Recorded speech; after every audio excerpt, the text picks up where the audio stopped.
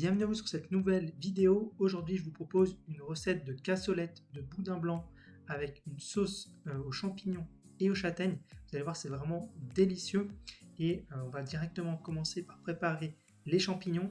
Donc ici, j'ai pris des champignons de Paris. Je retire le bas du pied et puis je vais les éplucher pour retirer un peu la terre qu'il y aurait et puis le fait que ce soit un petit peu abîmé. Ici j'ai pris des champignons de Paris, vous pouvez prendre des champignons forestiers, vous mettez vraiment les champignons que vous voulez. Et ensuite je vais faire mettre à chauffer une poêle avec de l'huile et je vais couper mes champignons assez finement pour qu'ils cuisent rapidement. Donc une fois que je les ai taillés et émincés finement, je vais les mettre dans la poêle. Assurez-vous que votre poêle soit bien chaude pour vraiment les saisir. Ensuite voilà, ça va prendre un petit peu de temps et du coup ça va me laisser le temps de préparer les échalotes. Donc les échalotes très simples, on va les ciseler, on va essayer de les ciseler assez finement. Et ensuite je vais prendre le boudin blanc. Donc ici il faut prendre le boudin blanc, je vous conseille vivement de retirer la peau du boudin blanc, ce sera plus agréable à la dégustation. Et ensuite vous allez voir, on va pouvoir couper des tranches de boudin blanc très facilement. Ensuite, une fois qu'on a coupé tout le boudin blanc, on met ça de côté pour plus tard. Ensuite, je reviens donc à mes champignons. Donc on voit que là, ils ont commencé à bien cuire. Et par contre, ça rend quand même beaucoup d'eau. Donc si vous voulez aller plus vite, je vous conseille de retirer cette eau qu'il y a. Et pour vraiment, vous mettez ça dans l'évier. Et ensuite, ça va accélérer le temps de cuisson. Il n'y aura pas besoin d'attendre que l'eau de végétation s'en aille. Parce que ici, le but, c'est vraiment de faire évaporer l'eau de végétation des champignons au maximum et d'obtenir une belle coloration.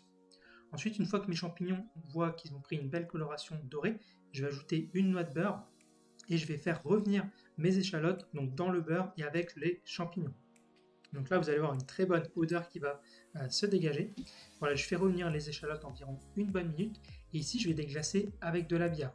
Donc j'ai déglacé avec de la bière, vous pouvez déglacer avec du vin blanc, avec du cidre aussi, avec du champagne, pourquoi pas. Vous pouvez déglacer aussi avec des alcools un peu plus forts comme du cognac, de l'armagnac, même du porto. Et une fois que voilà, on a déglacé, on assaisonne avec du sel et du poivre. Et c'est à ce moment-là qu'on va pouvoir ajouter les châtaignes.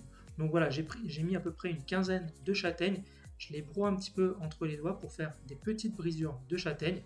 Ensuite, voilà, là, on voit que la préparation est sèche parce que la bière s'est bien évaporée. Une fois que la bière s'est bien évaporée, on ajoute la crème liquide et là, on va bien remuer. Ici, une fois qu'on a mis la crème liquide, le but, ça va être de la laisser réduire pour qu'elle se concentre en saveur. Et il faut faire en sorte que la crème devienne vraiment onctueuse et qu'elle enrobe bien le champignon. Il ne faut pas qu'elle soit trop liquide.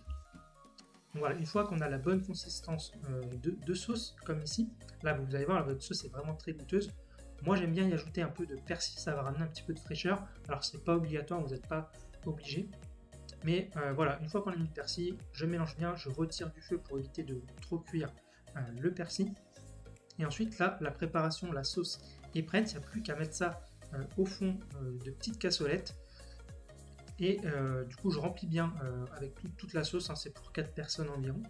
Et voilà, je mets bien la sauce au fond, comme ça en fait ça va me permettre de disposer les rondelles de boudin blanc un petit peu en rosace. Et pour la présentation, je trouve ça plus sympa de cette manière. Donc voilà, je réalise la rosace sur toutes les cocottes. Voilà, je mets une petite rondelle au milieu, comme ça pour finir la rosace. Et ensuite, à côté de ça, j'ai mis à préchauffer le four avec le grill à 250 degrés. L'idée, ça va être de venir gratiner le boudin blanc pour faire ressortir son goût. Donc voilà, là on a un magnifique plat. Donc ça, c'est un truc que vous pouvez servir en entrée ou bien en plat. Moi, je l'ai servi avec de la purée, c'est vraiment délicieux. C'est un repas que vous pouvez faire pour les fêtes de fin d'année, ça marche aussi très bien. Donc voilà, si la recette vous a plu, je vous mets tous les ingrédients dans la description. N'oubliez pas de vous abonner et de liker la vidéo et je vous dis à une prochaine.